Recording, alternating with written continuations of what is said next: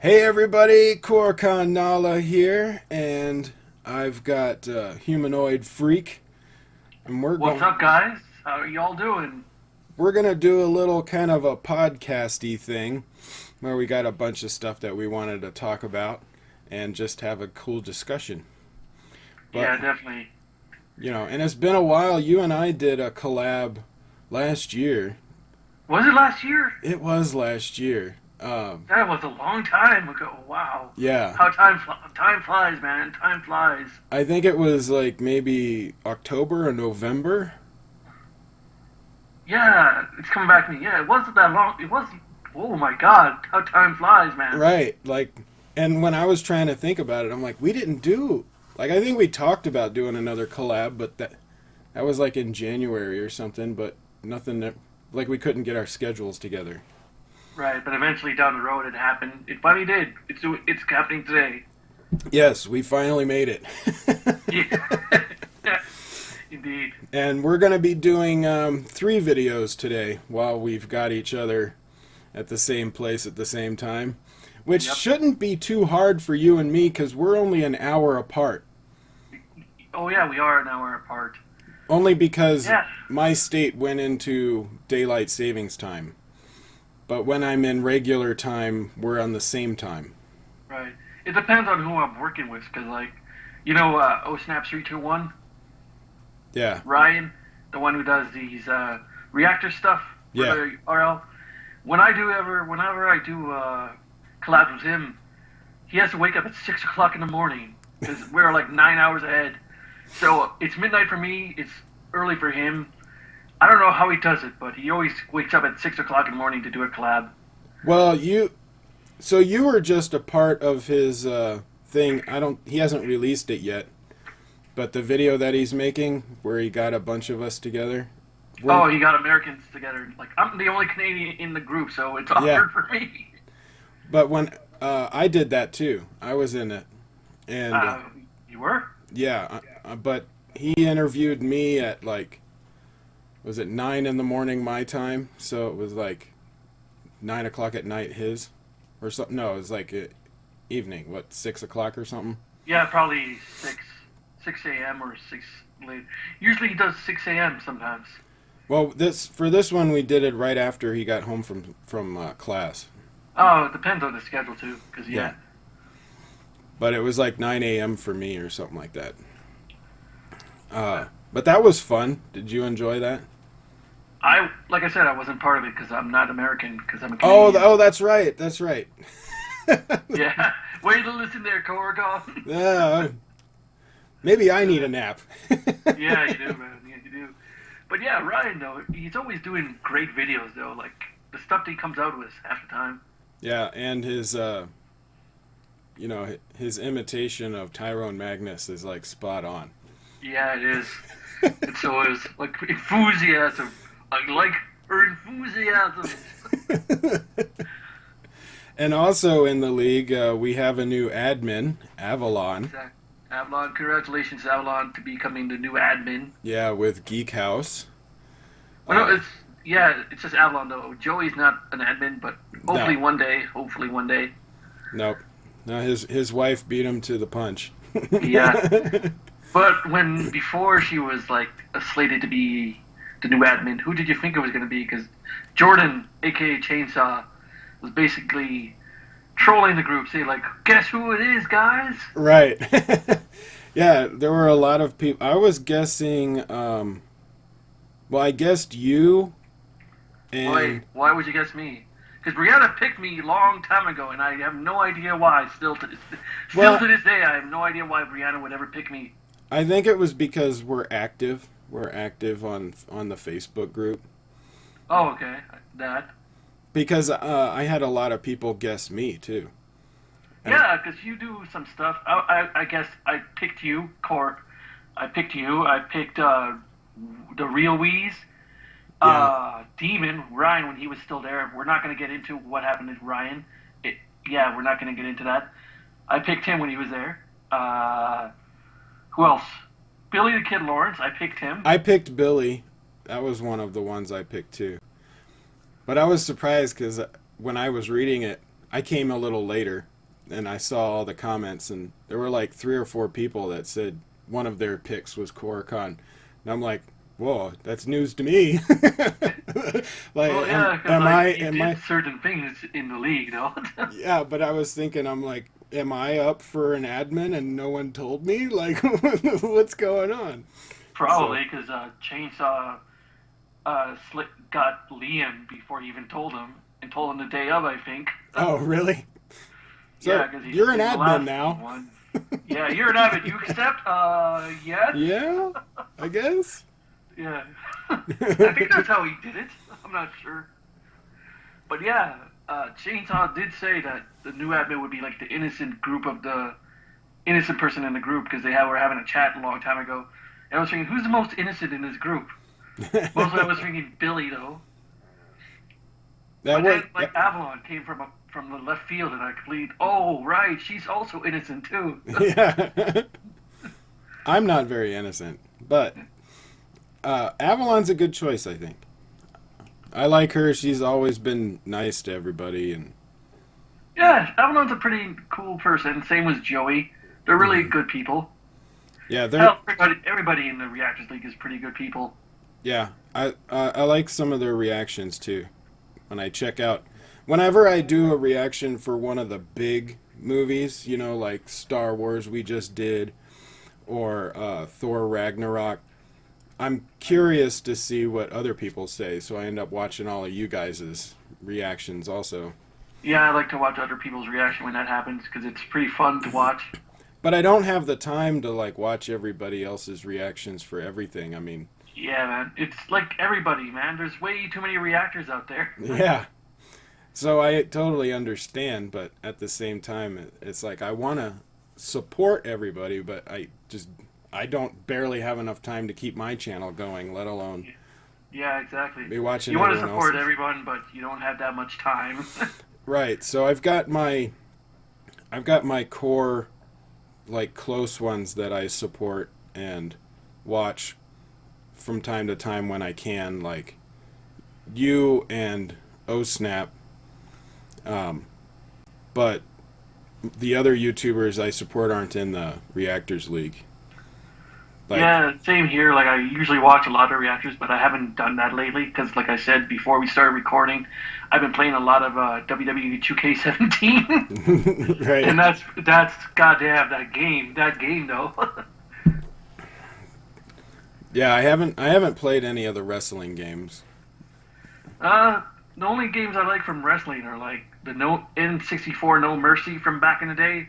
Ah, 'Cause yeah, because that one was way before its time. Because like it's actually good. Because nobody from this day has gotten those mechanics right. right. Like those ones, yeah. Yeah, I never got into the wrestling games, but N64 they did have a lot of good games. Yeah, For me they and did. for me in college, with the N64, it was GoldenEye. Oh my God, GoldenEye. The GoldenEye parties, man. Yeah. You go to your friend's house and just have a GoldenEye party. Well, we would have everybody would come into my dorm room, and we would have like 5 or 6 people in there, and then we would swap out. Whoever lost got kicked out, and the next person come in. Yeah, and there was always that one guy that got odd job, and you can never kill him because he's so short. Right.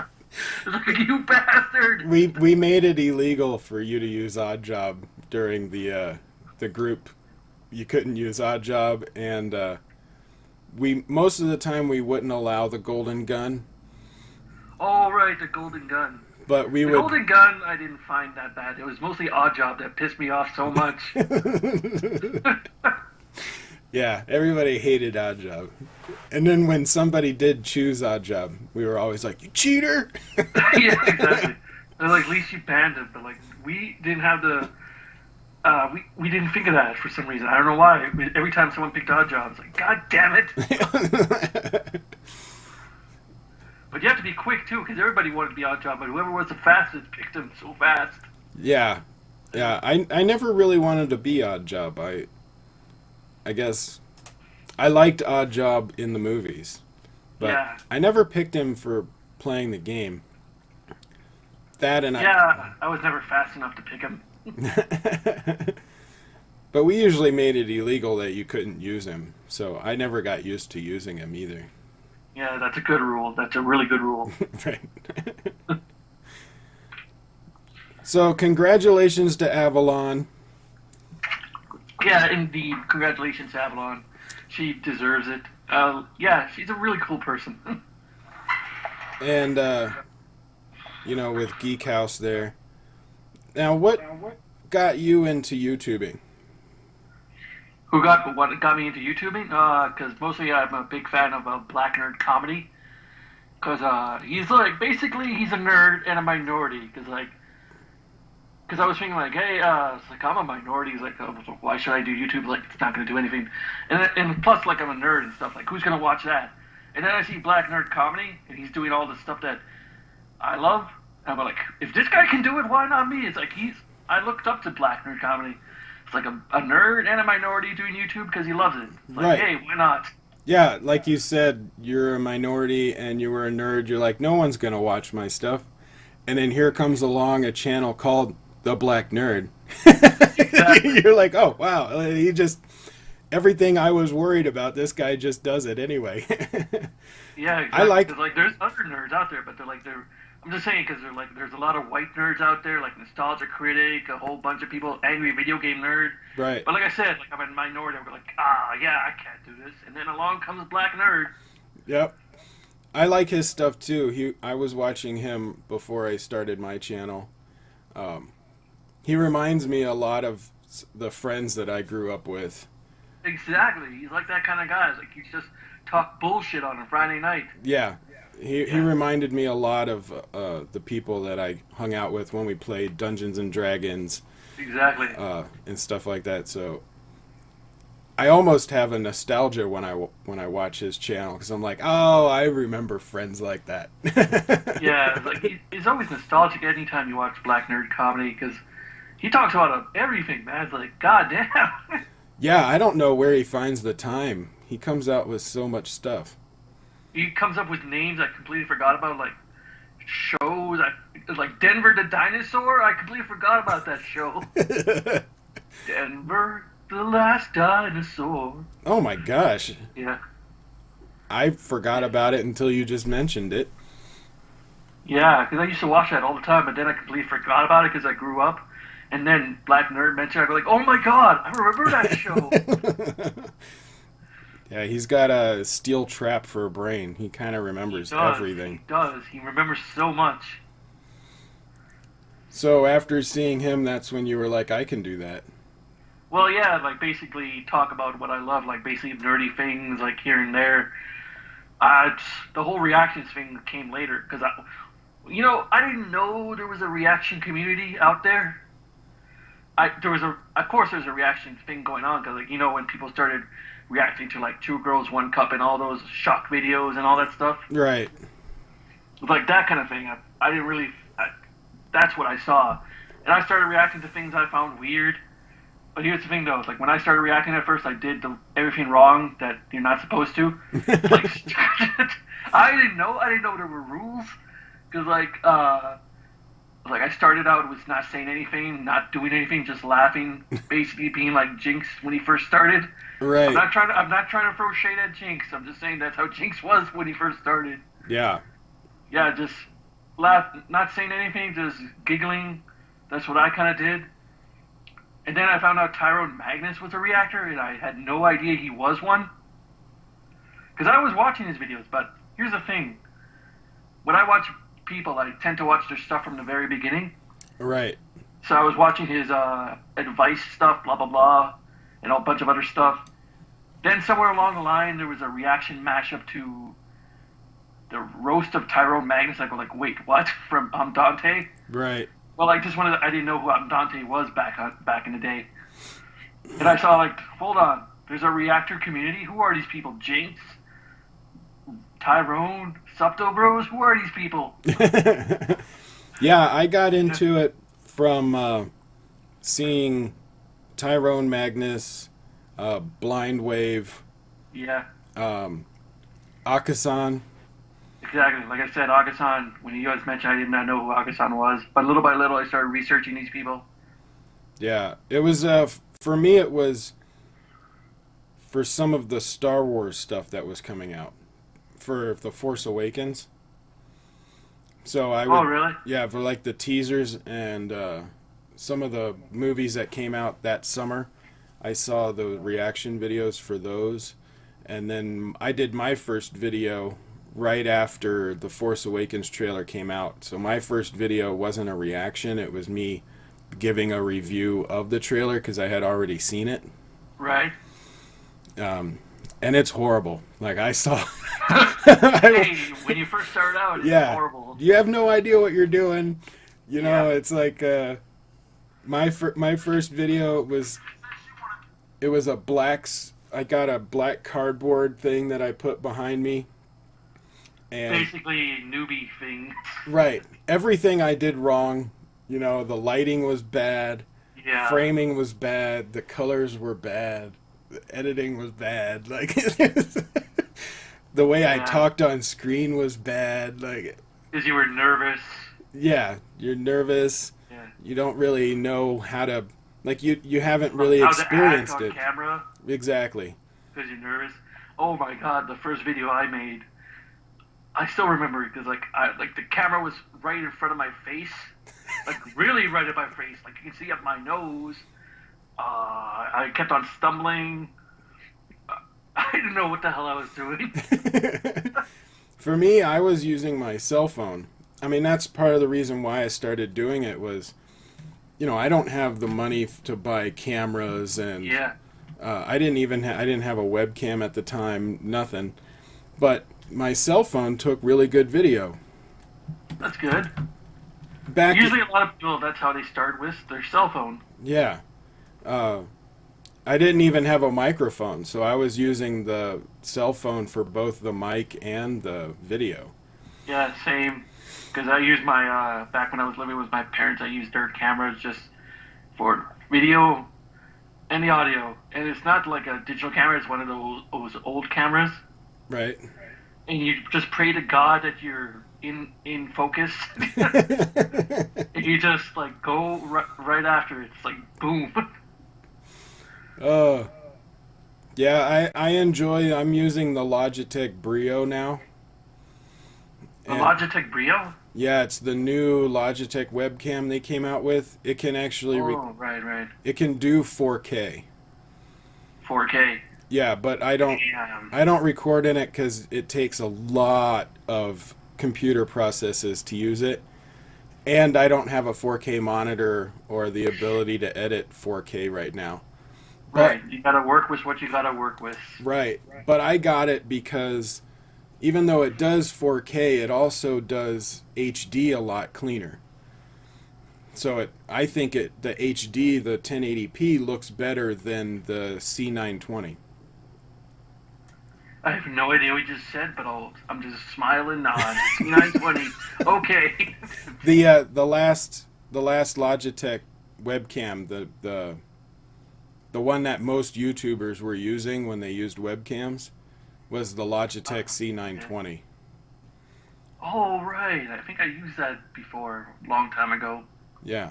What are you using now? Logitech. It's a new one because it has better audio. Because the first webcam I had was like one of those circular ones. I threw it away. It was the shittiest audio ever. If you go back and watch, I think I deleted that video. No, my Friendship is Manly reaction. That's the first one I used with my webcam, and the audio was so horrible. I You don't. can barely hear what I say. Right. I use my microphone now. I have a Blue Yeti. I want to get a Blue Yeti. I like it. It was about 120, Not bad at all. but the audio is so good. But I'm getting a foam cover for the microphone because it has a steely quality to the audio. That What do you mean by steely quality?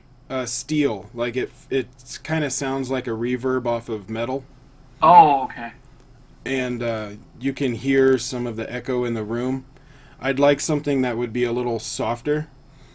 So I got a foam cover for the Yeti microphone, so it'll look like like most microphones that have the foam cover on it. Yeah, yeah. How much do those go for? Like the foam cover? I got it for like $12 Not bad. Not bad at all. on Amazon. I think with shipping in total it was like $17 or something. But, yeah, if you get it on Amazon, the shipping and all that. But it's coming in the mail. It should be here in the next couple of days. I was hoping it would be here today so I could use it with our collab, but sadly it You didn't gotta show work up. with what you gotta work with. Mm-hmm. Yeah. But the audio is still really good, and then I've got my speakers right here, so when I do a reaction video, or this video right here that I'm doing, the speakers are right behind the microphone, and the Blue Yeti, I'm showing people on camera, but you can't see it.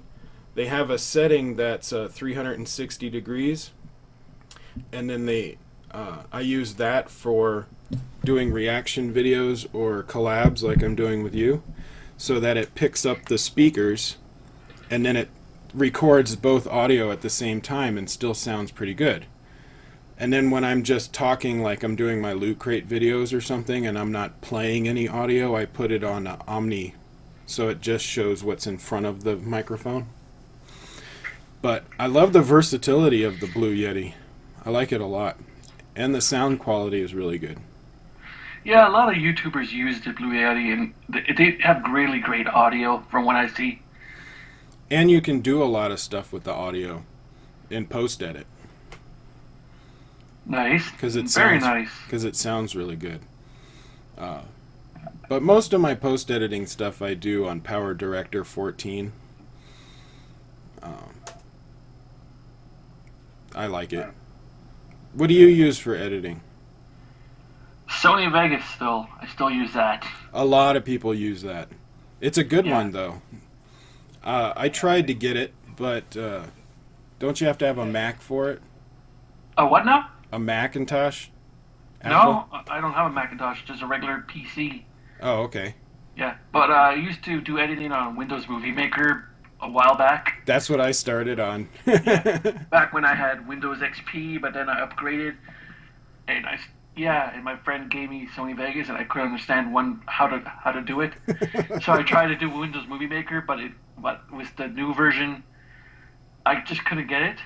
Mm-hmm. So it took me a while to figure out Sony Vegas. Yeah, but I finally figured it out. I still don't know half the stuff on there, but I know the basic stuff. Right. Yeah. But to me, it's pretty easy. Unlike Adobe Premiere, which, oh my god. Yeah, Adobe Premiere, I want that. But that's expensive. And for Power Director, I got Power Director 14. They're coming out with 17 here soon. They come out with a new one every year. But I got the 14 on sale, so it cost me like $80 or something. 65 or $70, somewhere around there. But I love cheap though, because doesn't it usually go for like 100 or something? Yeah, it was on sale because 15 was coming out, so they always put the previous versions on sale, and I'm like, for what I'm doing, I don't need the absolute newest. Just give me the discounted one. Whatever works. Yeah, whatever works. It's not like the iPhone where I need a new iPhone every year. Well, especially like what I was using before Power Director, I was using like Windows Movie Maker. So the upgrade from Windows Movie Maker to Power Director was a huge jump, even if it was an older version. And I still use it. I still use 14 because I'm familiar with it, and everything I need to do is on that. I don't need to use 17 or 15. Okay. I also have XSplit, which you gave to me. I still haven't figured it out yet. Well, that's what I'm using right now, so that I can have you and me on camera at the same time. Yeah. Eventually, one day, I'll figure it out, because I still need to figure out the split screen. Yeah, like... Yes, I said it. I don't know how to do split screen. Well, and that's what's great about this XSplit. Like, you and me, our... banners that I have up top, my social media links that are flipping through, all of that is in frame and being recorded at the same time. So I don't have to put any of that stuff in post edit. Like I don't even have to do the split screen because it's recorded all at once. So I love it. It's just one file. So it makes like I said, eventually one day I'll figure it out. Yeah, there's a lot of YouTube videos on how to use it, and if you can figure out OBS, Open Broadcast System, I got OBS. software. I have OBS. Some parts I don't understand, but I got the hang of it. Well, OBS, it's basically using that infrastructure, the same kind of software, except a lot more functionality. Like you can set up scenes. So you can switch between scenes pretty easily. You can just set them all up. I think you can have up to like 9. It's like 9 or 10 scenes, and then you can just switch 9 of them, and you can switch through them with your numbers on your keypad. That's a lot of scenes. Yeah, when I do my Loot Crate Secret Order of Keys, where I do the solving of the puzzles, I use like 7 different scenes because I set up all of the 6 puzzles. Jesus, man. Yeah, I set up all 6 puzzles, one for each scene, and then I can just easily flip through them all. And it cuts down a lot on post edit. I love it. Like I said, you're the techie guy. I am. I'm a techie guy. I love new kinds of softwares and hardwares. But I was building computers since I was 12, you know. I was building little robots with robot kits when I was 8. So you know your stuff. So for me, it's natural. Like I just really enjoy when I see something new and techie. I want to play with it and hit all the buttons. Like a techie person does. Yeah, and I love figuring things out. So like, as soon as I got Power Director and XSplit for the first time, I was on YouTube and forums and everything else just trying to figure out what all the functionality was. And I still don't think I know everything. There's a lot of stuff. Eventually you'll learn newer stuff because, like, technology, man, it gets more advanced by the year. Yeah, and that's the thing, though. By the time I figure out everything on XSplit, they'll come out with something better, and then I have to relearn. You gotta learn the new software. Exactly. Because, like, it's anything. Like, you went with beta player to VHS to DVD to, what is it, Blu-ray? Yeah. Or what is it now? Yeah, Blu-ray. I don't know what they'll come out with after Blu-ray. Because right now you can have 4Ks on Blu-ray, so until something bigger comes out after 4K, and we'll need a new medium. Because right now, the Blu-ray discs have enough space on it to be able to hold all the data. But once we get to the point where we can't hold all the data, they're going to have to come out with something new. Yeah, definitely. So, those are the people that got you into YouTubing. How long have you been doing it now? I started my YouTube channel in 2006, but mostly that was just for me being a fool with my friends, because, like, I just did video for my friends, and I wasn't really a full-time YouTuber. Officially, I started doing YouTube was in 2012. That's when I officially started becoming a YouTuber. Like, during when, like, the world was supposed to end. That's when I started. You're like, the Mayan calendar is... They're saying that the world's going to end. Which I always found funny during the time of that, when they were saying that the Mayan calendar's over, the world is going to end. Yeah. And I had to keep... Could it be just because they just ran out of space and were too lazy? Well, no. The thing is, it's a circle. The calendar is a circle. You just like I said, started over again. Yeah, you just Yeah. started over again. It was based on a 26,000 year cycle. Yeah. Which is the small rotation of the poles. The Mayans were insanely intelligent when it came to their calendars. That's why we use their calendar. Yet they couldn't predict their own extinction. I'm just saying. Oh, the end of the world is in 2012. What about us, though? It's like, what about us? The Spaniards came and killed us all. Yeah. It was like the same, almost, it reminded me of like Y2K, because everybody was losing their minds during that time. And what was so funny about that is it's just a simple program. And Yeah. all it was changing on Cobalt. Changing Oh my God, Cobalt. two, yeah, you were changing 2 digits to 4. That's pretty much it.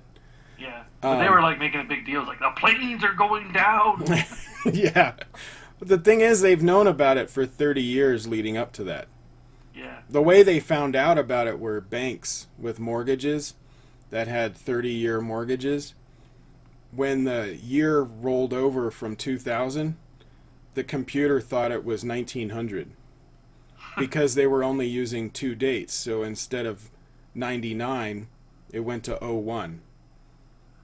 So the computer thought it was 1901 because they didn't know the other 2 characters. And so, but they had been working on it for 30 years. There were Cobalt programmers even after Cobalt became obsolete that were still getting a lot of work all the way up until the year 2000 because they had to change all of those dates. They didn't want to update their software. They just spent 30 years reprogramming all the Cobalt stuff. Hopefully history doesn't repeat itself when the year 3000 hits. But who cares? We'll be dead by then. Well, technically it wouldn't be 3000. It would be the year 10,000 because then we would go to 5 characters. Oh, right. And right. they'd have to redo all of the programming so we're going to have Y10K. True. Like 2012, and then there was the rapture that never happened. No. People are always trying to predict that stuff. Yeah. Till this day, there's always people trying to predict the end of the world. Yeah. So I started going back. I started my channel in October of 2015. Okay. And it was because it was right after that trailer for Star Wars, Force Awakens. And yeah, the math is right. And then I got into Indian movies because somebody had asked me, because at the time, as a small YouTuber, you're reacting to anything that people ask for you to react to. Whenever you get a request, you react to anything because you're looking for content. Right, exactly. And someone sent me Bahubali, the first movie, asked me to do a trailer reaction. And I was one of the early ones that reacted to it. I was in that group. So you had a few YouTubers that did Indian movie stuff like Bolly Fools and Jabby Kawai, Toma Puck, that had done a few Indian movie stuff, and then they had a second, what they call like the second wave, where all these YouTubers came in around doing Bahubali back in like January and February of 2016, and that's when I came in, was in the early part of that. But I was the first one to not just react to the trailer, but I watched the movie and did a full review on the movie.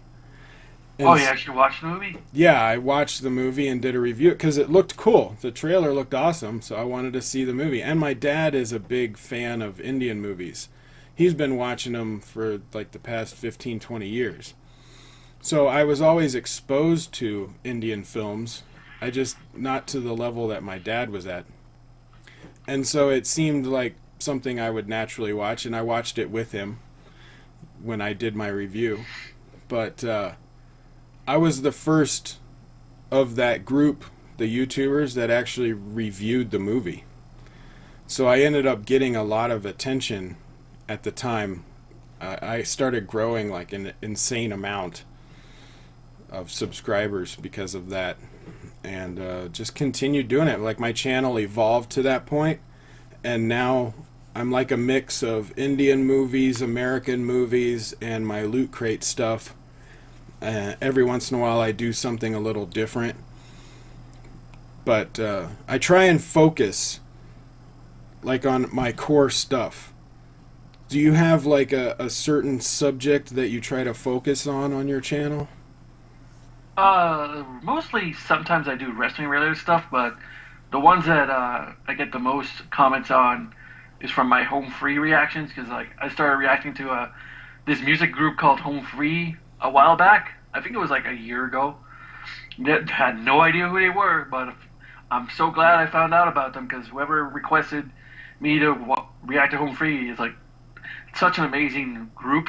Right. If you know who Pentatonics are, right? Yeah, I've heard of that. It's like that, but with all males, and like they do a lot of country music singing. I don't like country music, but these guys are amazing. So I listen to them and react to them all the time because like I mostly get a lot of requests to do Home Free reactions. Huh. Yeah. I don't do a lot of music reactions. I've done some, but it was because bands had asked me to do it. So like Oh, they asked you? yeah, like I hooked up with this band on Twitter, and they asked me to do some reaction to one of their videos. And then I had actually I've got a music video coming out in May. It's a new Indian artist, or he's not new, but it's his new album.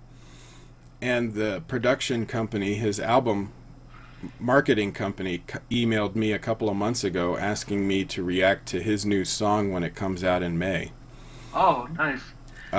So you understand what they say, right? well, they usually have subtitles, and even Okay. even if I don't if I don't get subtitles, I can usually glean a lot of information off of the visuals. Right. Um, I got a request to react to this one Indian music video. I watched it, did not know what the hell was going on, but it was hilarious because of what I saw on the screen. And ever since then, people were asking me like, react to this Indian song. I go like, I don't know what they're saying. yeah, Why? there's a lot of them that do have subtitles. I guess you have to find the right one, but I tend to not react to music just because of copyright issue problems. Yeah. But like the thing is with mine, like I get like a lot of third party claims from the music. Of course, I'm not gonna fight it. I'm just gonna let them collect their money because like, hey, as long as they're getting the money, I don't know. I think it's easier for them because like I haven't gotten any copyright strikes because like I don't fight those third party claims. They get their money. They're all good. Right. Yeah, I don't. I try and avoid the copyright stuff. And I got a strike, so I avoid anything I think is close to even getting a claim, except for the movie trailers, because I know Right. that a lot of those are going to get claimed, so I'm not worried Right. about those. But they normally don't hand out strikes. But my one strike did come from a movie trailer, and I think it's because of the song that was in it. So Okay. I tend to avoid music because I get a lot of requests for songs as well. But I focus on movies and TV shows, so I don't really want to branch out too much right now because I don't have the time. Yeah. I mean, I tend to not react to anime because I don't watch anime. And I get Yeah. so many people asking me to react to like Ruby, anything anime, and I go like, I don't know what the hell this is. yeah, that's another thing. I don't know much about music. Like, I enjoy some music, but I don't have much I can talk about. So I would react to it, and I'd be like, yeah, it was good, I guess. Yeah, true. That's how I am with like the indie movies. Like, that was interesting. Yeah, so for me, it's like I can say, I can see why people like it, but most music I'm not a huge fan of because I'm more of a metal. Like, I listen to mostly metal, Hmm. and so I don't really listen to anything, a lot of other stuff except for oldies, things that make Yeah. me nostalgic of the 80s. But I don't like pop music. I don't really listen to anything else. So for me, I can understand why people like it, but it's just not my thing. And Yeah. And again, you got to be careful because you could get a copyright strike. exactly. So I just avoid Mhm. I avoid music. And speaking of copyright strike, back when I first started on YouTube, would you believe I actually had two copyright strikes? Really? Yeah, because I was a dumbass and I had no idea what I was doing. Because you had this was back in the day when you easily got copyright strikes. Because you know how YouTube was back then. Yeah. But then Google Plus came into effect and just basically, what's the word to say, like reset everything, I guess. Because my 2 strikes are gone. It's not on my channel anymore. It's like it never happened. So thank you, Google Plus. Wow, that's weird. Yeah, because I was like 1 strike away from my channel being deleted, and then Google Plus came up. Yeah, Google Plus was bullshit, but at the same time, thank you, Google Plus. It was good for something. Yeah, it's like ever since then, like I've been careful. I had gotten no strikes yet at all because I'm being careful. But like I said, I had 2 strikes, and I was 1 strike away from being gone. So if you get 3 strikes on your channel in the lifetime, it doesn't matter, right? What? So for your channel to get shut down, do you have to get 3 strikes within 6 months? 3 strikes in total. Is it 3 strikes in total? Like it doesn't matter the time difference between the strikes? I guess if you had a strike before and you didn't fight it and get rid of the strike, and it counts then. Because BHD, Blasphemous HD, how many strikes has he had already? I have no idea. I don't know who that is. Oh, he's a reactor. He's like got at least 6 different strikes by this time, and he got rid of all of them. Well, I think he has 2, and he has 1. I don't know. Blasphemous HD is a weird cat. But he probably convinced them to take the strike off, right? Yeah, every time, because he comes out with a video every 6 months, like, I got another strike, and then later on I was like, oh, it's gone. Wow. Okay. No, I only got 1 strike. I didn't fight it. I think it's still on my account. Yeah, So, 'cause it doesn't go away, because, like, you can fight it, but it's not going to go away, though. yeah, so I've got that one. Now I've got 2 left. So I've been really careful in avoiding things that might give me a strike. Yeah, you don't want to go to copyright school. Them and their bullshit. Yeah, I Yeah. had to do that. I did that twice, and I just Googled the answers. Yeah. It's like, why do I have to do this? Yeah. But, so that would get into, like, fair use. Yeah. When you watch a movie reviewer and they have scenes from the movie in there, the reason they're allowed to do that is the Fair Use Act. Exactly. And you see... But some movie companies don't care, and they third-party claim you anyway, because Nostalgia Critic, he always does movie reviews, and he's getting that shit every day. Yeah, I think there's like a time scale. Like the clip can't be longer than a certain amount of time. Yeah. Because Chris Stuckman does that too. He'll use a clip. Like he just did one, his hilarosity, whatever. I have Hilarious. no idea what that is. Hilarious. It's when he talks about a bad movie. And he just did Alien Resurrection. And he showed a clip near the end. Like a full clip. Oh, okay. But I think it's good if you can only use like 10 seconds of it, like not an entire clip. Because some Right. people do that a lot, and Blockbuster Buster, he's a movie reviewer, and he gets in trouble a lot because he uses a lot of the clips and music in his videos. really. Yeah. But most reviewers you'll see like they'll do like they'll show only scenes from the movie but no audio, and then they do voiceover and talk Yeah. about it. Oh, like Screen Junkies? Like Screen how they- Junkies does that. Everything wrong with, like, I wonder how the hell they get away with that. Well, they don't use the audio, so they're not, because you'll But get the visual, though, because, like, sometimes they can get you for that, too. yeah. So I don't know how they, but there's got to be something in the Fair Use Act that allows them to do that. Yeah, because I always wonder how CinemaSins can get away with that, everything wrong with, and them, like, yeah, because they get, yeah, I just wonder how. But since reviewers and the Fair Use Act is supposed to protect people that do reviews and criticism to where they can't be, they can't be sued. It all started in like newspapers and I think television shows, that they can't be sued by the movie company if you give a bad review. Yeah. Is the whole point of fair use.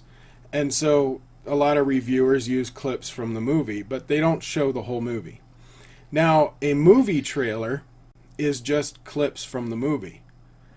But we end up getting into the copyright claims and stuff because it's a whole video. The trailer is considered a whole video. Yeah. Well, it depends on which company does it, because like Warner Brothers, they don't like that. They like to third-party claim all the time. Yeah, they claim everything. Yeah. Marvel, they're all good for it because they like it when we react to their stuff. Sometimes they third-party claim us, but they don't. They like it. Yeah, I got claimed for Thor Ragnarok. You did? I did. I got claimed for that. And I think it also depends on how you play the audio for the movie. You know, if it's a super clean audio for the trailer that you're reacting to, then they'll claim it faster. But if you know, a lot of people they'll bring the volume down for the trailer, or they'll make it fuzzy, or they'll just play it over like laptop speakers so it doesn't sound very good. Or they mirror it. Right, they mirror it. I do it the way that I'm doing it with you, where my microphone picks it up from the speakers. So the audio sounds pretty clean. But it's not the raw, you know, there's some people that use the raw audio from the trailer.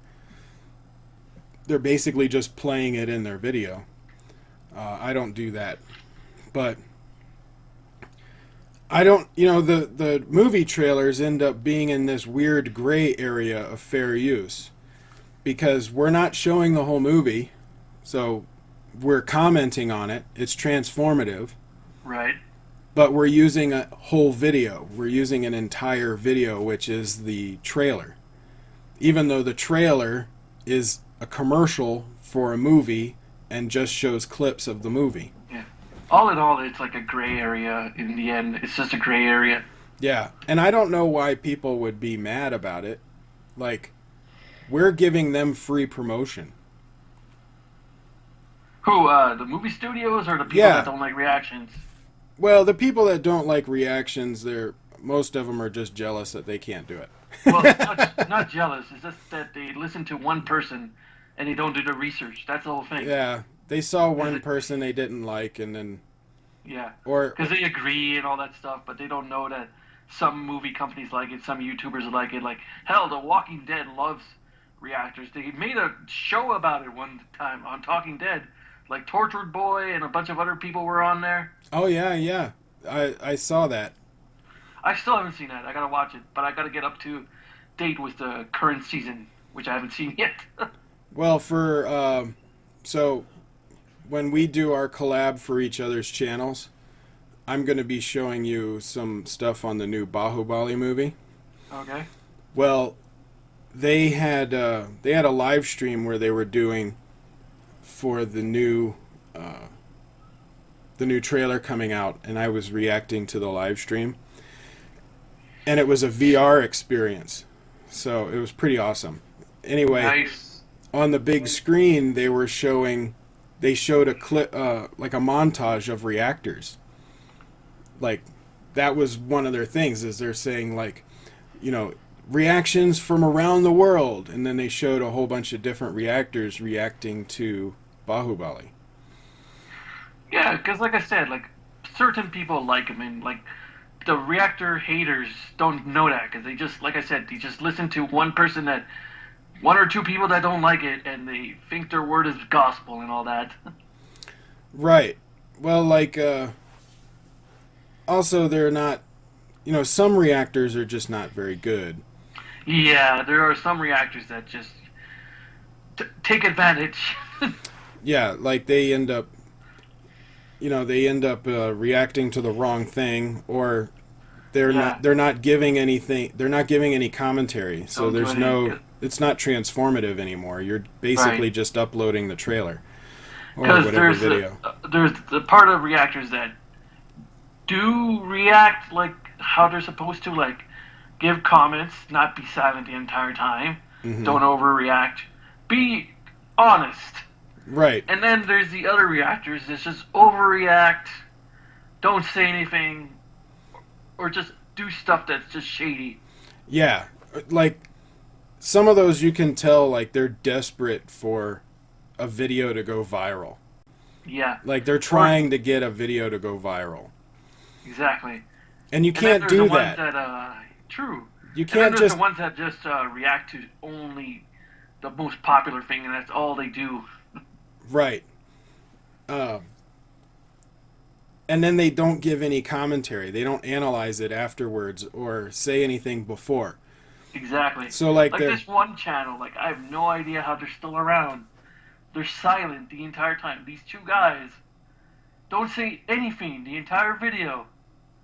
Nothing at all. Do they talk about it afterwards? No. It starts with them just clicking the thing. And then it just ends with them just signing off. It's literally no words at all, and they're just silent. So you're just watching them watch it without them really doing anything. You're basically watching the video. If you haven't seen it, you're just watching the video. Yeah, that's not a reaction. That's just watching apparently the video. From the description bar, they say, yeah, it's a silent reaction because they're sticking it to Tyrone for what he said that one time. What did he say? Oh, when he got into an argument with Grade A while back. Oh. Like he said, it's a silent reaction, blah, blah, blah. And these two guys just took that and just parodied it off. I guess it's a parody channel, but they're still considered a reaction channel. Oh, okay. Yeah. Well, I personally, I like to talk about stuff I might know going in to the trailer or a video, and then I do the reaction, and I'll comment, or you'll hear me say some things from time to time during the reaction when I know it's during a spot that's not, the audio, that I don't need to hear something. Right. And then afterwards I'll talk about it. Like, my reaction videos to a trailer can be up to like 7 to 10 minutes. Yeah, around that time is a good time. But I've seen some people, they'll have a 2.5 minute trailer, and then their reaction video is 3 minutes long, and the rest of that time is their 15 to 30 second intro. And at the end they go like, tell me what to react to next. Like, comment, and subscribe. Right, and then they have their end credit scene, and just to have the buttons for their other videos. But that's it. That's all they do. You're like, oh, come on, man. You gotta transform it. You gotta make it transformative. I think if you have a trailer that's 2.5 minutes, you have to at least double whatever the video is. And not just double it as in, like, talking slower or, True.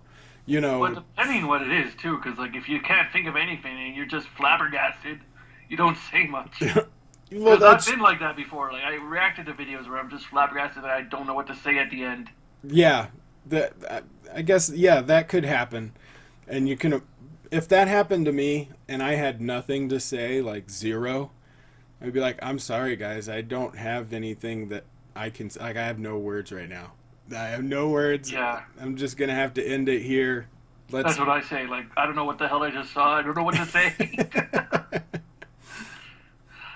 Yeah, I could see that. But if it's like a movie trailer for, at least, even if it's not in English and there's no subtitles, I've done some of those. I've had some Indian movies that had no subtitles for the trailer, but I ended up analyzing the visuals, the camera work, the lighting, because I really like the filming of the movies. Like, I love analyzing the cinematography and the location shots and the camera angles and how they set up certain shots and how they did things. And yeah. so I end up analyzing all of that. And even if I can't understand the words, I can still get an idea of the performance. So you get like the tone and the cadence of the voice. You can tell if the person is acting well or not, even if you don't understand the language. You can usually tell if an acting is good or bad just by how they're saying something. So, very good point. Very, very good point. So I can get a lot of information off of a movie trailer, even if I don't know what the dialogue is. And even for those, I even guess. I'm like, so with because of this and this and this, I think maybe the story is going this way. Maybe it's doing this. And then I ask my viewers to help me out. You know, tell me what the dialogue was. Someone translate that for me. Let me know if I'm on the right track. You know, if I miss something, let me know. And then I get a whole bunch of comments of people telling me the translation, you know, and they'll tell me what they know about it, so I have a better idea. And it's a great way of interacting with the fans. Exactly. That's what I do too. Like, if I don't understand something, I basically ask my fans, like, hey, can someone explain to me what's going on in this? Right. And they do. They do. Yeah, I get a lot of good stuff. Now, for one of the Bahubali, one of the videos that I'm going to show you when we do our collab reaction for my channel. Right. What was funny about that was it was just a 30-second promo. And I'll explain this in the other video too. So if you guys want to see it, just go over to my channel. I'll put a link. Well, no, this will be on the Reactors League channel. But if you just go to my channel, you can see it. And I had just uploaded my Loot Crate unboxing. And I was about to go to bed because I had been up all night. And I got this text from Twitter from a guy that said, hey, the Bahubali song, it was called a song promo. So it was a 30-second song promo. And I was like, I'm not going to react to a 30-second song promo. Especially since I've been listening to the song for 4 hours during a live stream. Like, I can't react to that. I've heard the song so many times. So I just went to bed.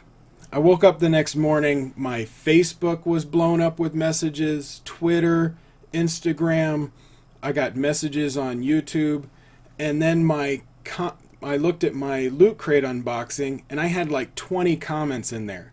I was like, whoa, so many people liked my Loot Crate unboxing. It's not about it. Was No, not about the there was Loot Crate, one comment about Loot Crate. The other 19 were all asking me to react to that promo. And I'm like, all right, I don't know why you guys want me to react to this, but I will. But what it was they crammed so much visual stuff into 30 seconds. So there was a whole lot of new footage that no one had seen before crammed into these 30 seconds. I mean, there's so much of it is basically every second had different frames.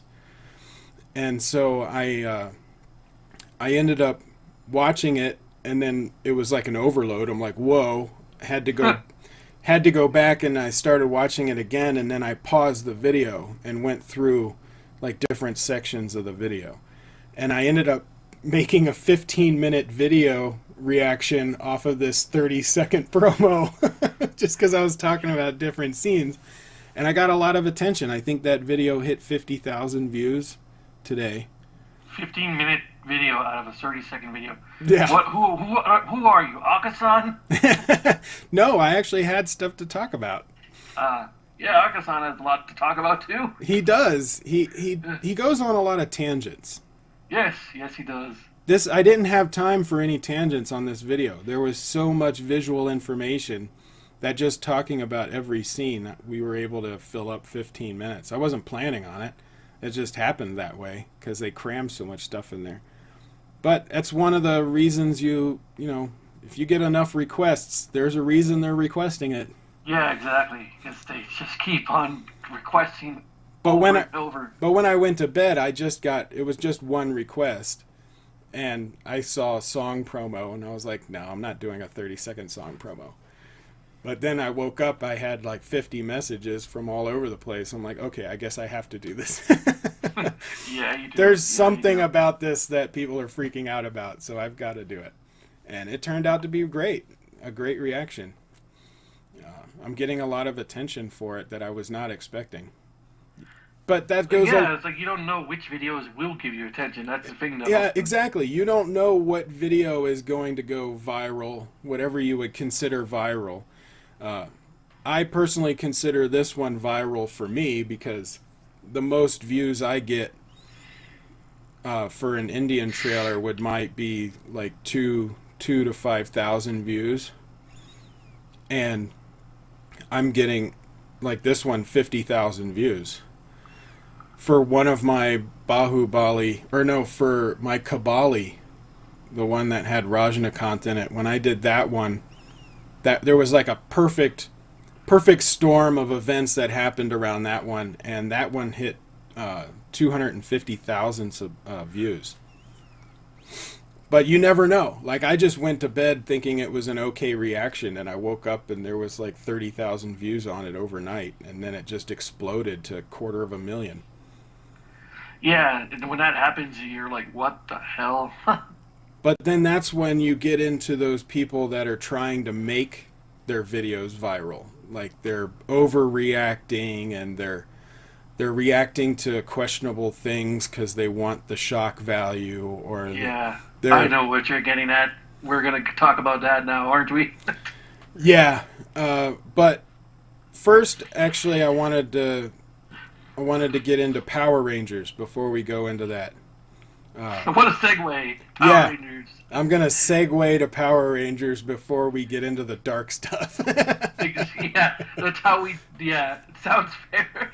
I don't want to be like talking about some really dark things and then be like, oh, and Power Rangers. True, very true. So, were you a fan of Power Rangers growing up?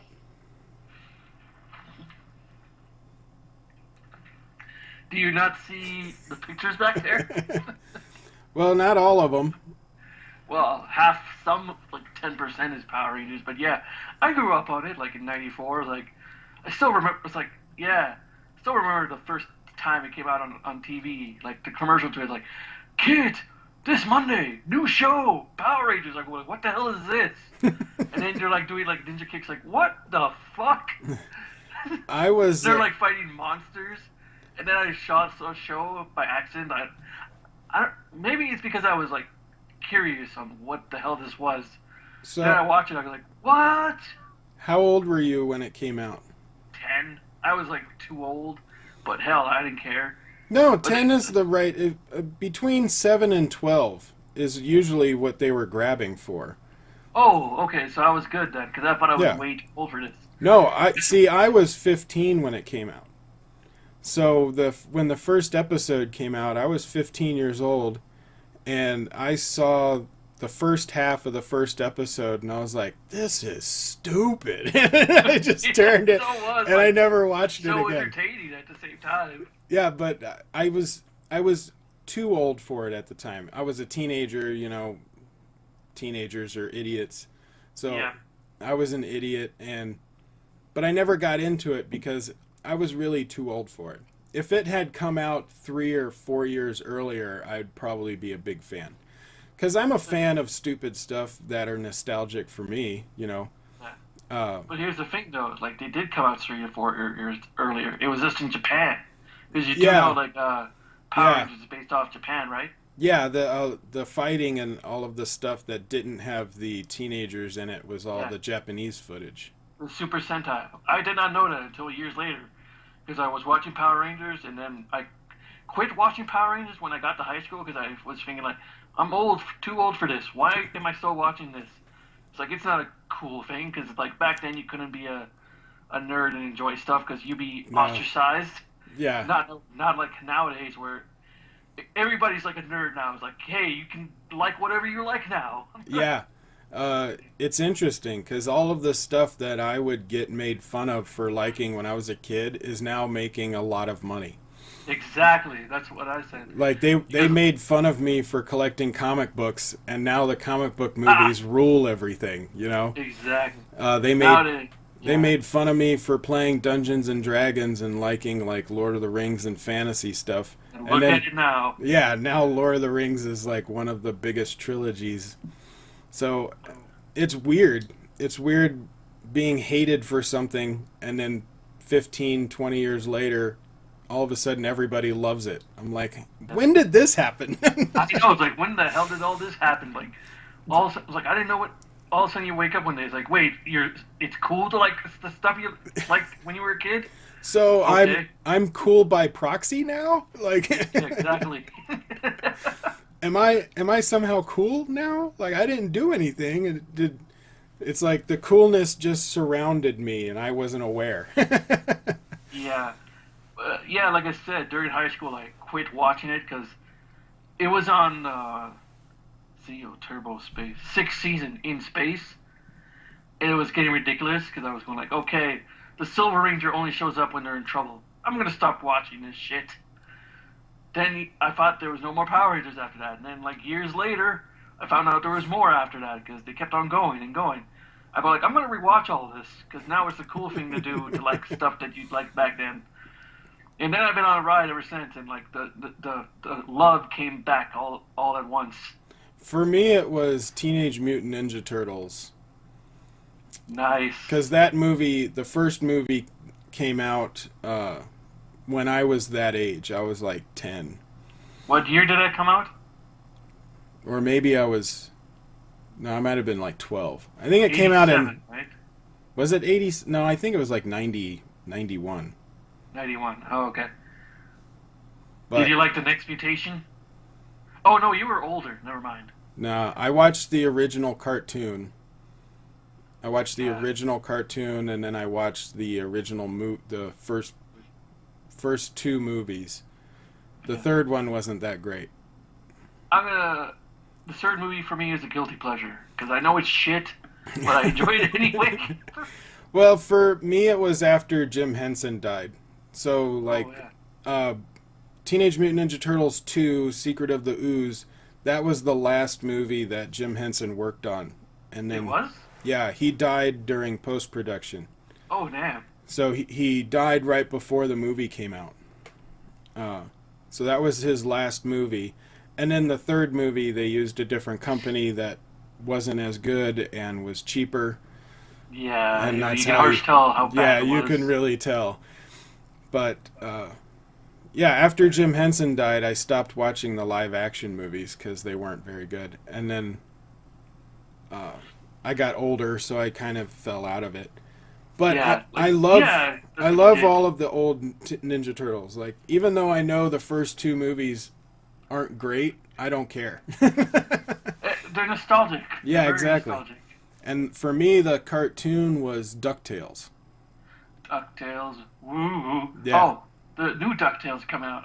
I want to see that just because David Tennant is the voice of Scrooge McDuck. Yeah, that's weird. But he does sound like Scrooge, though. He does. Yeah. And I was surprised with some of the other voices. They sound a lot like the original voices. Yeah. At least Huey, Dewey, and Louie, you can understand them because, like. Yeah. Yeah. And yeah.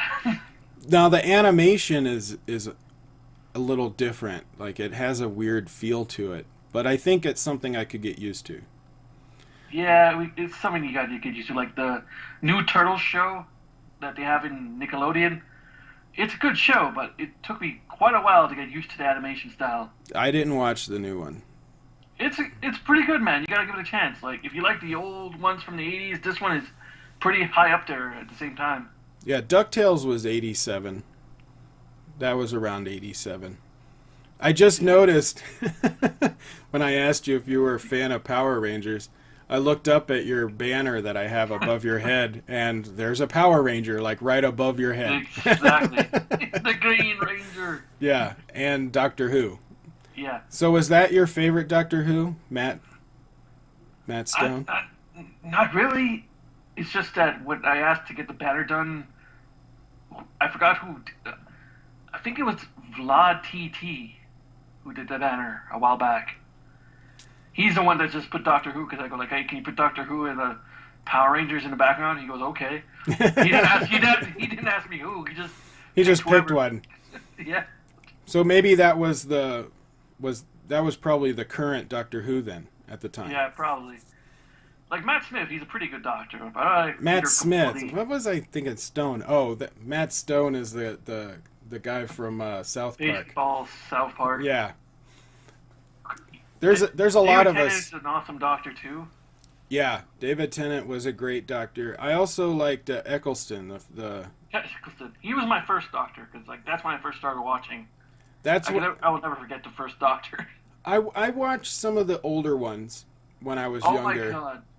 I tried watching the original. It's so boring, but but I'm trying to get through it because you can tell they don't know what the hell they're doing for the first season. Yeah, the black and white one. Yeah, and they're trying to figure out what kind of show they are because like I hear in the second season is when it picks up and gets better. Right. You just got to get through the first season because everyone I talk to, they all say that the first season is the most boring season of them all. Well, yeah, I mean, it was the early 60s. True. And like I said, they're trying to figure out what the hell they're doing. Yeah, they didn't know what they were doing, but Yeah. I got back into it when Eccleston came out. What was that, 2001 or something like that? 2001. 2005? 2005? 7? 8, 10, somewhere around that. Yeah. I don't know. Yeah. The past like 15 years have been kind of blurry for me. So But Christopher Eccleston, though, he was a really good doctor. I liked him. yeah. David Tennant, he was also good, but I don't like how he left. Okay. Because, yeah, I'm going to say it, because the way he left, he whined and bitched and moaned the entire show, because he was whining that he didn't want to go. Right. And the doctor never does that, because he just goes out smiling all the time. But I did like Matt Smith's intro. Oh, yeah, When he met Amy Pond? yeah, when he met Amy as a kid and he's like trying to figure out the food that he likes. And fish sticks and custard. Oh, when Matt Smith left, I was crying so bad. Yeah, I will never forget the day that I was the doctor. That was so awesome. I think those were some of my favorite shows was when you had Matt Smith, Amy Pond, and her boyfriend. Rory, yeah. When you had all three of them together, I thought those were some of my favorite episodes. I did not know that Arthur Darbell, the guy who plays Rory, was on, what's that show called? Legends of Tomorrow? Yeah, he's in Legends of Tomorrow, yeah. Because Liam was telling me about Legends. Liam Casson, he's another reactor. He's in the Reactors League. Yeah. For those of you who don't know, he was telling me about Legends of Tomorrow. He was like, yeah, Doctor Who's companion, blah, blah, blah, something like that. He was like, time-traveling guy. I thought he was joking around, and then I realized one day, like, no, it's him. This dude looks familiar. Yeah, that's him. Yeah, and then I look up IMDb, Arthur Darbell, and I look at his credits. Rory from Doctor Who. I go like, my God, I'm a horrible Doctor Who fan. And I told him this, and Liam was laughing his ass off. But what did you, for all these nostalgia stuff, what did you think of the Power Rangers movie, since you're a fan of the show? Oh, I take it you haven't seen my 40-minute review on it? No, I didn't get to it. Yeah, no, it was pretty amazing. It was good. I went in it with an open mind because I know it's a reboot and they're going to change a lot of stuff.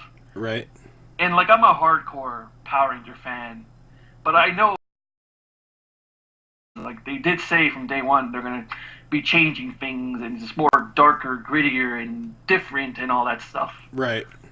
And still you got the heart. Some fans are saying like, no, they changed way too much. It's not the original. And I'm like, well, yeah, it's not the original, but they did say they're going to change the stuff for today's world. Well, didn't they have a Power Rangers movie that came out like in the, what was it, the early 2000s or something? Power Rangers the movie. Like they had one of those, and like it's one of those things that reviewers joke about how bad it was. But it was even the people from the show. Like it was basically the show just as a movie. Now, a lot of people said that were fans of Power Rangers said that they nostalgically like it because it's a lot like the show. But if you watch the movie, it's horrible. In 2000? I don't remember when it came out, but it's just called Power Rangers the movie. Oh, are you talking about the first movie? Yeah, whenever that came out. Oh, 94 version, yeah. Oh, was it 94? Okay. Yeah. Whenever. Wait, 95. No, wait. It came out in 93, 94, 96. 3 years later, yeah. Because they waited until the third season, then they made the movie. Oh, second season. Then they made the movie, yeah. Second season, then the movie. Okay. Yeah. 'Cause, the the movie. It was bad. Yeah. Well, what do you expect? It's a Power Ranger movie. But when the new movie came out, there were a lot of people that were doing reviews of the original movie in preparation for the new movie. Yeah. And I liked watching those. Like Chris Stuckman, I think, did one. Yeah, Chris Stuckman did one that was really funny. I thought that was hilarious. Where every movement they made had a whoosh sound. Whoosh. The Power Ranger school. But even... That's what they called it. Like, you got to go to Power Ranger school to do the movements. It's like, ooh, ha, ha, ha, ha, ha, whoosh. And then they were backflipping for everything. Like... Yep, that's Power Rangers. And explosions galore. Excuse me. The thing is, though, like, if Michael Bay directed this movie, he would be awesome at explosions. Mm-hmm. But just for that one scene only. Right. Because, like, I wouldn't mind Michael Bay directing Power Rangers, but just for only the explosions, because you know he's going to go all out, because that's what Power Rangers is, like, with their explosions. They're always going all out. So I saw the movie. Like, again, I said I wasn't a Power Rangers fan just because I was too old when it came out. So I went into the movie with a clean slate. Like, I had no expectations whatsoever. And I put it on my list at the beginning of the year. I did a video of movies that I thought would be the worst of the year. Like my top, basically just the list of movies I think are going to end up sucking. And Power Rangers was on that? Power Rangers was on there, but I don't blame you. I don't blame you. I've got to say that I did not hate the movie. Like, I actually had a fun time. Surprisingly, it was good, man. Especially for surprised. people that know nothing about Power Rangers. Like, I know nothing about them, and I was never a fan, but I understood everything that was going on. It made sense. A lot of it was cheesy, but it reflected from what I know of the show. I enjoyed it a lot. There was just 3 things that I did not like. The first one was like them with their open visors on the entire fight. I was like, come on. Yeah, they basically wanted the actors' faces. Yeah, I didn't like that either. I'm like, come on, you're in battle mode. Look like you're in battle mode. Yeah, the only time they were put on the not visors is when, like, they're fighting the putties and when the Red Ranger saves his dad. And his dad knows it's him for some reason because of the way he runs. So what did you think about the fact that they had powers even without the suit on? Like, a lot of people commented about that, from what I remember. Well, yeah. In the show, they only had powers when they put on the suits or something? True, but in different seasons, different years, they started giving the Power Rangers civilian powers, so you have powers outside the suits. That really didn't bother me at all, though. Okay, so that was in the show then. Yeah, because they took some aspects from different shows and they mixed it all together. Like I said, the open visor thing, I was cool with in the trailer because, like, I thought it was just going to be, like, for a couple scenes and stuff.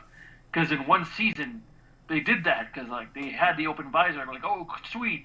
They're doing it from that one season, Ninja Storm, where when they're in battle mode and they open their visors sometimes.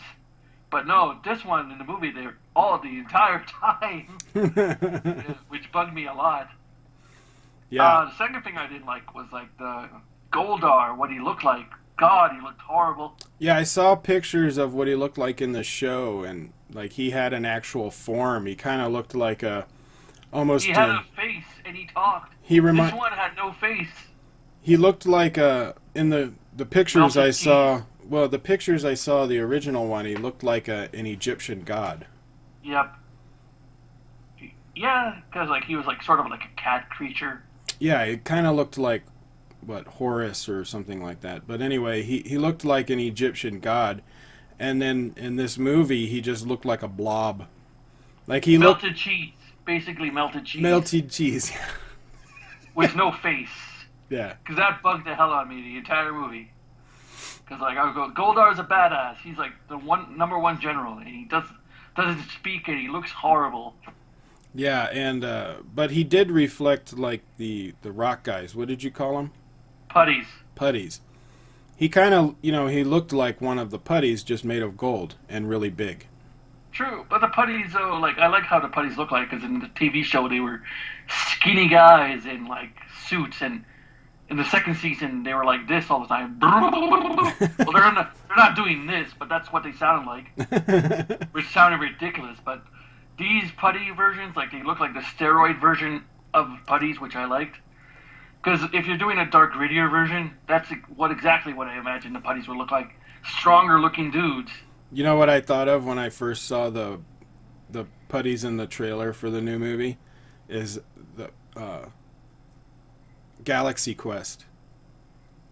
The big rock guy that Tim Allen had to fight in Galaxy Quest. Find its weak spot. Yeah. It's a rock. It doesn't have a weak spot. Yeah. But that's what I immediately thought of. I was like, oh, these are the guys from Galaxy Quest. You know?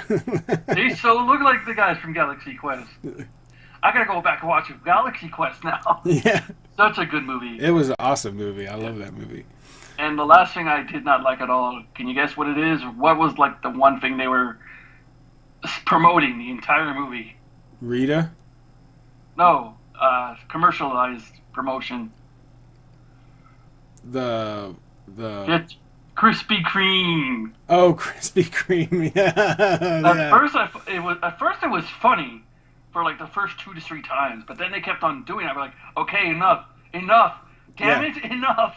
Yeah, I wonder how much Krispy Kreme paid for their spot, because I have never seen that much product placement for one thing in a movie before.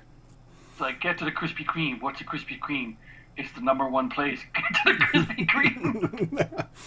Like Chris Stuckman's review for the Power Rangers movie, he had a Krispy Kreme box just in the background the whole time. I don't know what's worse, this product placement or Terminator's movie. Transformers movie with the one with Mark Wahlberg, where Bud Light just comes into the camera while they crashes into the Bud Light truck. Yeah, that's right. As soon as that happened, me and my friend looked at each other. It was like, subtle, Michael Bay. Subtle. Yeah, subtle. But this movie was Krispy Kreme. They flat out stopped the movie in the middle to bring you a Krispy Kreme commercial. Basically. It's like Rita Repulsa's like destroying shit. Then she goes into the Krispy Kreme, eats a damn Krispy Kreme donut. Everything stops, and then we get back to the action. So this is totally unrelated, but it is in the product placement. I've been watching... So they came out with a new show for MacGyver. MacGyver came back. And I love the original show. MacGyver was awesome. I love MacGyver. And so I kind of wanted to see the new one just because I'm such a fan of the old one. And the new show's not great. But for some reason I like it. I keep watching it. And it's growing on me. But it's made by the same people that did Hawaii Five-0. Okay. So the original or the remake? The remake, the new ones. Oh. But they're like they have like 6 seasons or something now. They are? I thought they got canceled. No, they're still going. But they did crossovers with MacGyver. Really? Yeah. And so I got interested to see what was up with Hawaii Five-0 because I never watched it. And they're all on Netflix. So I went back and started watching them. And I don't know if it's like that still, but for the first 2 seasons, it was like they were funded by Microsoft because they were, every chance that they could, they would like show off the new Microsoft phone or the Microsoft tablet, and like one time. So if you tell somebody to look something up, you tell them to Google it, right? Right. So they had one scene where they're in this art studio, and one of the guys just mentions an artist, and she's like, "I didn't know you knew who that, or that person doesn't exist," and he's like, "Bing it." Oh my God, Bing. And I'm like, people don't say Bing it. Yeah, Bing. It's always in movies that you can't get Google to be in. They always use Bing. Yeah. Or a spider crawler, or whatever the hell it's called. But I was like, oh man, that's just bad, and then they'll like tell people, hey, to get here, just use this app, You know, like I was like, man, Microsoft must have paid a lot of money for this show. Yeah. Indeed. Wow. I want to know how much Krispy Kreme paid to be in Power Rangers. Or is the Probably a lot, because they were talking about them every chance they got. Or was the director just a gigantic Krispy Kreme fan? Krispy Kreme probably. They had to have paid. Yeah, they had to have paid a lot of money. But I haven't seen product placement like that in a long time. Oh, it's like only when I see a Michael Bay movie is when I see Sony product placement. Well, like and Pepsi, Terminator, or Transformers had a lot of Pepsi. My Little Pony, too. My Little Pony. Japanese product placement that I don't know what the hell it is, but it's big in Japan. Right. Because they went to Japan, and there was a lot of product placement. And Stanley Tucci, right in the middle of the movie, just drinks some Japanese drink in front of the camera. Goodyear blimp also in the background. Huh. Now Or at least Man of Steel had IHOP. Yeah, they had a whole fight scene in an IHOP. Exactly. The original Teenage Mutant Ninja Turtles from the 90s, they had Pizza Hut. Oh, right, yeah, because you didn't think about that when you were a kid, but now you watch it, it was like, damn, Pizza Hut. Well, no, Pizza Hut was in the new one. It was Domino's in the first movie. Oh, even worse, because it bad. Well, it was the 30 minutes or less during the time when they did your pizza's free if it's 30 minutes or less. Yeah. If it's not in 30 minutes. And that's where you get the famous line from Michelangelo. Wise man once say, never pay full price for a late pizza. Yeah. And the God, guy, I love Mikey. Yeah, and the guy delivered the Domino's through the sewer grate. Yeah, I think the guy who delivered it was the guy who was in the Mikey suit, not the voice. Oh. Or one of the two, I forget who. Yeah, they tend to throw those people as side characters in there just so that they had a cameo with them not having the suit on. But in the second movie, one of the main characters, the pizza delivery guy that was in the whole movie, he was Ernie Reyes Jr.? Ernie Reyes Jr., yeah. He was in the Donatello suit in the first movie. Yeah. Oh, in the first movie when Raphael was running down the street and jumps over a cab and says, damn, like the cab driver goes like, what is that? It looks like a giant turtle in a trench coat. Yeah. The guy in the back seat is the one who's in the Raphael suit. Oh, really? Yeah. Yeah, there's some pretty interesting stuff. The new Turtle movies, I don't know, they're okay. What was the last one? The one where with Krang. Krang. I forget. It's been too long. Out of the Shadows. I think Out of Shadows? I think that was the subtitle for the second new Turtles movie. Out of the Shadows. Oh, the Michael Bay version, yeah. Yeah. I haven't seen the second one because I got so pissed off with the first one. Yeah, they're not good. Yeah, because Michael Bay, he likes to destroy shit. Especially when you got Megan Fox as freaking April O'Neil. Yeah, I didn't like that. Yeah. I liked the original April O'Neil. You know who would be a great April O'Neil? The girl that played Amy in Doctor Who. Amy Pond. Well, I'm trying to figure out her name. I forgot. But I know who you're talking about, Amy Pond. But she's got that beautiful red hair. Yeah. And, like, that is April O'Neil. She's got the red hair. She so does. She so does. She looks like she's intelligent. Megan Fox doesn't really look that intelligent. Megan Fox doesn't look intelligent at all, man. But she's in the Guardians of the Galaxy, though. She plays, what is it? Satura? The blue girl. The blue girl. The blue girl. The sister of Gamora. Yeah. That's her. Which surprised me when I found out. I need to Google this. It's driving me insane what her name is. Amy Pond. We're just going to keep calling her Amy Pond. Karen Gillian. That's it. Yep. That's her name. Because, yeah, it was driving me nuts. Like, wow, I can't call her Iggy Pond the entire time. But I thought she would be a good April O'Neil. Yeah, she would make a great April O'Neil. I mean, she's, if Michael Bay wants like a gorgeous young person all the time, she's Michael Bay. Yeah, she's gorgeous and young, but she's got the red hair and she can act. She can act and she looks intelligent. Like if she said something smart, I would believe it. And she can put on an American accent as well. Yeah, very easily. But when Megan Fox says something that's supposed to be intelligent, it just doesn't come off right. Like she's reading a script. She's not actually knowing that information. Like, you know damn well you don't know what you're talking about, Megan Fox. Yeah, it's like some of those doctor shows where you have they say all of the medical information. You have the bad actors, you could tell, have no idea what they're saying. Exactly. Just reading off the script. Like Olivia Wilde on Dr. House. She's a good actress, but she you can tell she doesn't know what the hell she's talking about. Yeah, most of the time they don't, but the really good actors can fake it. Yeah. Like the guy who played House. Hugh Laurie. He didn't know what he was saying, but he said it with such confidence that you believed him. Yeah, exactly. Because, I don't know what you're talking about, but I believe you. Right.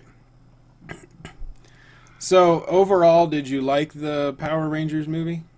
Yeah, I enjoyed it because, it brought back nostalgia feel. Like, they had some good stuff in there. Like, now it did. They catered towards the new audience, but also catered to the hardcore, diehard fans like me and a bunch of other people at the same time. Right. Yeah, I thought it was a fun movie. I mean, it's not something I would go out and buy on Blu-ray or something, but I walked out of the theater like, that was pretty fun. I had to take it off of my predictions for the worst movies of the year. I can't put it on there now because it's nowhere close to what's going to be the worst movies of the year. True. I thought it was going to be bad, but lo and behold, it was really good. Yeah, I was surprised. They're planning to do 6 more of these, too. Are they? Because I heard it didn't make a lot of money. So I wasn't sure if they were going to actually make another one. Well, they said they're going to do more, because plus they did a sequel bait at the end with calling Tommy Oliver's name. Yeah, but there's a lot of movies that had sequel bait and they just didn't make enough money to do it. Look at Amazing Spider-Man 2. I mean, that one, they were trying to set up the Sinister Six, and True, it never happened. Never happened, because that movie was so bad. Well, who knows if they're actually going to do 6. That's what I just read, that they're planning on doing 6 more of those. Wow. That's a lot. Wait, 5 more of those, because, the first one's already out. Yeah, 6 altogether. Yeah. Did you hear Michael Bay and his writers had come up with ideas for 14 more Transformer movies? God damn it. 14. God damn it. Now, I don't know if they'll make all of those. But Michael Bay, just the fact that they came up with ideas to do 14 movies. Yeah. Oh, Michael Bay. I mean, by the time they're done, that means we would have 30 years of Michael Bay Transformer movies. And they're planning to do a spin-off of a Bumblebee film, apparently. Yep. Well, that was one of the ideas. Oh, okay. Yeah. I don't know. All of the movies... But either way, whenever Michael Bay does something, we're going to watch it. Because he even said to himself, hey, you can bitch all you want, but you're going to pay to watch this anyway. As long as it makes money, he's going to keep doing it. Exactly. I don't know if I'm going to see the new one in theaters. It's one of those movies that if I've seen everything that's out and I have the money and I'm bored, I'll go watch it. Otherwise, same. Otherwise, I'll just wait until it hits online. Watch the Netflix version or rent it on Redbox for $1 or something like that. But what's Redbox? Oh, out here we have these kiosks that are outside of McDonald's and other places. Oh, Redbox. I thought you were talking about something else. Yeah, I know what you're talking about now. Yeah, so you can rent the movie for a day for $1. I might Not do bad. I might do that, or just get, if it ever gets on Netflix, I'll watch it on Netflix. But I'm not going to pay to see it in the theater unless I'm really want to see something in the theater and I've seen everything else. Yeah, good point. Like, I'll watch it if I have nothing else to watch. Yeah. But if I have the time and money, I love going to the theater. I love going to the movie theater. So going back to when we were talking about reactions before Power Rangers, and we were talking about reactors that try to do anything and everything to try and make one of their videos go viral because they're like, they need views and they want subscribers and they don't care how they do it. Yeah, at any cost. Either they'll be over the top and fake their reactions, Yeah, those I expect because I'm so used to that. But this new thing that happened, that just took a whole new page. Yeah, for those of you that don't know, the guy that killed Mr. Freeman on Facebook Live On Easter Sunday. There was video of it because he recorded it, or he broadcast it live on Facebook. Yeah. That He basically murdered a person live on Facebook Live. Right. And then there's reactors that are reacting to that video. From what I've seen, 4 different people have reacted to that. But the first person that did it started it all because there was a huge backlash after that. Yeah. Hey, you might want to move a little bit to your right so that you're more in frame. There you go. Technical difficulties. But, what kind of a level that you have to go to? How desperate are you for views that you're going to react to a murder? I know. Is that the new thing now, reacting to murder? Is that what we're doing now? Yeah, It's bad enough that reactors get a bad name from people. Now this happens. Yeah. And it's just, not only does it, it gives us a bad name, people start seeing reactors, we get lumped into their category. Yeah, that's the bullshit about it. Hey, you guys reacted to murder. It's no, not us. This other dude did. But it's also hugely disrespectful to Mr. Freeman's family. Exactly. His family. Said they didn't want the video to be shown anywhere. Yeah, they were please don't distribute this. It's the murder of my grandpa, or it's the murder of my father. Don't distribute this video. I don't want to be on Facebook or Twitter and then just see the murder of my family member pop up. And this guy is doing a reaction to it. And the thing is, people on the Reactors League found out about it. Demon, I think he was the first one to find out about it. Told everybody. And everybody went over to the channel, and basically flagged it. Yeah. The video got taken down, and then the day later, he re-uploaded the same video. But he blurred it out. Yeah, he blurred it out, which, I watched his video just to see why he was reacting to it. He was trying to say that he was bringing attention to it. Awareness. And I'm you can do awareness by making a video. You don't have to react to the actual murder. Now, if he monetized that, it'd be a whole different story, but still, he's still reacting to that. Well, at least he didn't monetize it, but he still got it for views. Yeah. You're still getting something out of it. Because how many subscribers did he gain from that? He got so many. He got 100. He got 150 on that first day. Oh, God damn!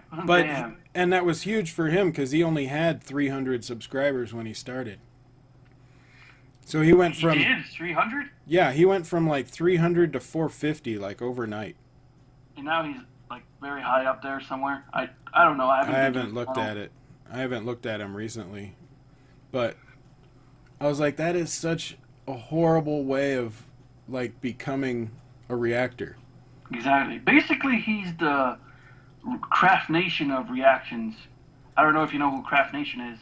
It sounds familiar, but I can't place it. Well, Craft Nation back in the day did videos talking about news, only about people that dying and stuff. Basically, gaining exposure from talking about death, profiting off death, because he monetized all these videos. Like anyone who died on the news, like when Robin Williams died or anybody died, he would profit off it, and people got pissed at him. Wow. Yeah, and he kept doing it, and he didn't find anything wrong with it. I don't know if he still does it now, but he hasn't done much lately. What kind of What kind of videos did he upload? Like I said, him talking about news-worthy stuff, but mostly it's about people who died, like people who died in Indonesia or some horrible-ass stuff, like someone got shot or this guy got murdered a baby or something. Crazy. Yeah, basically profiting off death is what he's doing. Jeez. And this guy, I'm not going to say his name because, first of all, I can't remember his name. He reminds me of the new Craft Nation of YouTube, but he's. I don't want to give him any promotion. Yeah. I remember his name, but I don't want to give promotion. But yeah, it's like you're disrespecting the family. You're obviously doing it for views and not awareness. Yeah, it says just awareness, but we know that's bullshit. No. And the thing is, his fans believe what he say, though, because, he's like, hey, man, he's doing what he's doing. It's awareness. Like, come on. No, that's not awareness. Yeah, I know. And the thing is, he's doing more of these, like, reacting to death videos now. Last time I checked, he's reacting to some other death video. I'm like, really? So is That's what you're doing now? Is that what you want your channel to be? Is you just reacting to, like, the faces of death? Exactly. But basically saying, I'm bringing awareness. No, you're not. Yeah. You're making money off of... And if anything, you're promoting that whole ideal of people killing on video. Exactly. It's like, so you can react to snuff films now? Yeah. Even though it's not a snuff film. Well, wait, snuff films, is it real or not real? Well, there are real snuff films, but not... You can't find them. Right. Basically, he's reacting to the snuff film. They're extremely, extremely rare because you're killing somebody. Yeah, exactly. So most of what they call snuff films are fake, obviously. Oh, okay. Or you can go and watch Nicolas Cage's movie, 8mm. That was a good movie. That was a really good movie. For some reason, that was the only movie I can think of where they talked about snuff films. Yeah. I think that's the only movie they ever made about snuff film. I may be wrong. I knew about him just from when I was younger. That was during the time when the Faces of Death came out. I have not seen that at all. I don't really want to watch it. No, don't. Well, most of it's not people being killed, but it's... Actually, there were some people that get killed. There was one that I saw, like I watched two of them, two of the videos, but at the end of one of them, it was so bad, it was so violent with humans, I was like, no, I can't watch this. This is horrible, I can't believe it. So I stopped, but that's basically what this guy is doing. He's reacting to the Faces of Death. Yeah, exactly. What have we come to? Yeah, and then like the other news that you wanted to talk about, the airlines. What's going on with the airlines? Basically, airlines, they never gave a fuck, but now they're just showing it. Because United Airlines, they done fucked up. Yeah, was it reaccommodated? Yeah, reaccommodated my ass. They reaccommodated him. Yeah, this guy is like, so basically he paid for his seat. Well, and then they come on and say like, hey, we need to reaccommodate some of you, like, because it's overbooked and we need to take some of you off. Like, hey, I paid for this seat. That's actually the thing. They weren't overbooked. What they were trying to do was they needed to put 4 of their employees on the plane to fly them to another area so that they could be on another flight. And so they were trying to make room for their employees. Damn. But if you did that before the gate, where you give people another ticket or something before they load the plane. Exactly. That's fine. People understand that, I guess. Because they can accommodate all the time. It's easy. Just But do it. after you've loaded the plane, everybody's sitting down, they're ready to go. No, that you have to just deal with the fact that your people are going to be late and you have to put them on another flight. You don't beat up and drag your customers off of an airplane. It's like they forcefully dragged them off, like wild cattle. Yeah, they threw him down on the other one of the other seats. He busted his face open on the armrest of one of the seats, and then they dragged him out with his shirt all up, so his belly was exposed. We're reaccommodating you. We're here to reaccommodate you. God damn, I love sexy Phil DeFranco. Yeah, that was hilarious. So they're reaccommodating. It's like, wait, this is reaccommodation. Yeah, Philip DeFranco is awesome. I watch his stuff every day. But yeah, it's like that's how RoboCop reaccommodates. It's like that's not how you're supposed to reaccommodate people. Dead or alive, you're coming with me. Exactly, dead or alive, you're coming with me. So we're just trying to reaccommodate. There's going to be so many memes out of that. Oh yeah, so many memes.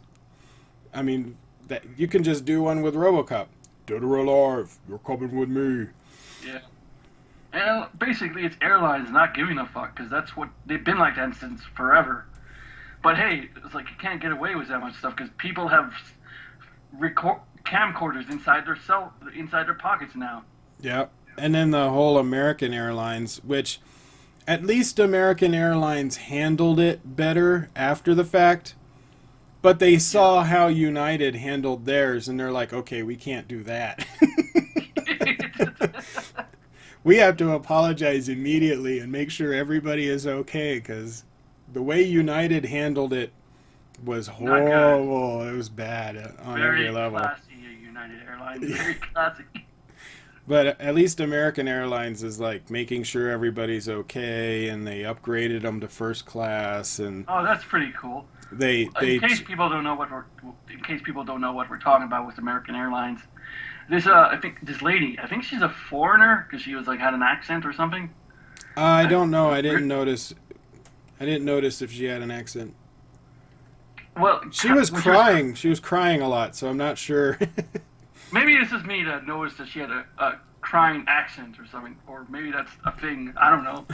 But I noticed her foreign accent, but she was crying. Or maybe just all of us Americans sound different to you. Probably. I am the Canadian though, but yeah.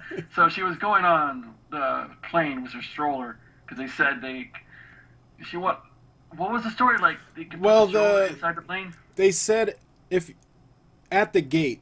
So there's two things. You can either check the roller, the baby roller at the gate, and then they put it in the plane, and then you get it back after they land. So you can either check it at the gate, or if it's small enough, they'll give you permission to go and see if it'll fit in the overhead bin. And then if it fits up there, you're fine. If it doesn't fit, you have to bring it back and check it at the gate. Right. So she was given permission by the person at the gate to go ahead and try and see if it fits in the overhead bin. She gets on the attendant inside the plane was like pissed off that day or something. I guess something was wrong with him, but she was trying to put it in the overhead bin. He basically said, "No, you can't do that," and grabbed it, and almost hit the baby. Almost hit the baby, hit her with it, and then and then you had that one guy. The only footage I saw was after the fact. She's crying, and then that one passenger is like threatening to beat the crap out of that guy. He's like, it's like you do that to me, I'll knock you the fuck out. So that's what I saw, and that guy didn't handle that situation well either. He was basically goading him on. Yeah, it's like, stay out of this. Like, you want to fuck with me? Like, punch me. Yeah.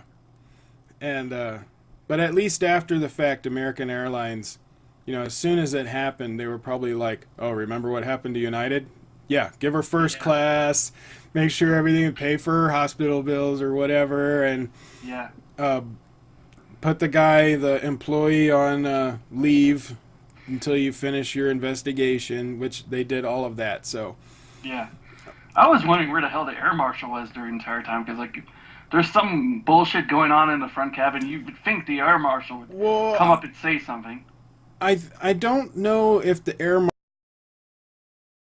on the flight until near the end. Like, they might be one of the last people to get on the plane, so he might not have been there yet. Because it looked pretty empty from... Well, there's only one view that you could see from.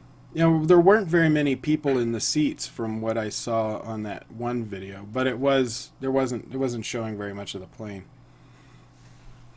So, but yeah, like DeFranco even said in his video where he was like, even though I don't fly American Airlines, he said, I may not fly you guys, but at least you handled the situation a lot better than United did. Yeah, then at least you didn't get dragged out of there. Yeah, because now, when United happened, he said, I'm never flying with you guys again, ever. He's like, I totally lost all respect for United. I am never getting on one of your planes again. He said, even if someone gave me a free ticket, I would try and transfer it or sell it so I could buy a plane ticket on another airline.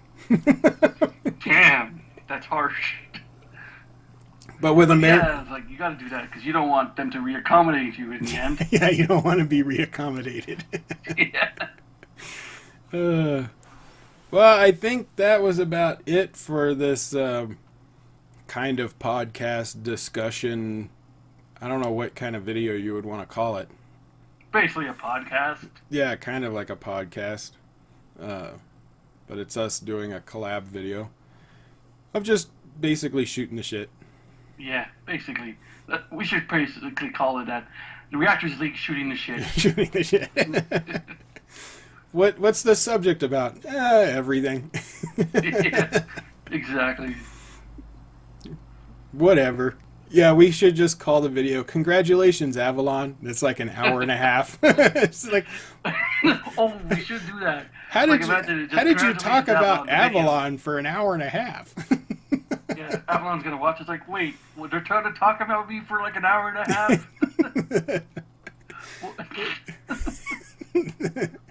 Oh, jeez. Yeah. Well, this video is pretty long, so I think we're good. We talked about a lot of stuff. Do you got any ending thoughts? No, we pretty much talked about everything we need to talk about. Yeah. So, check out Humanoid Freak. The Reactors League should put a link to your channel in the description below. Exactly. Whoever's doing it. And because we're going to be doing a collab for you of a video, and then I will have a collab with us as well on my channel. So Korokon Nala will be in the description as well. So check out our collab on each other's channels. Okay. And yeah, like, share, and subscribe. Take it easy, guys. Bye. Toodles!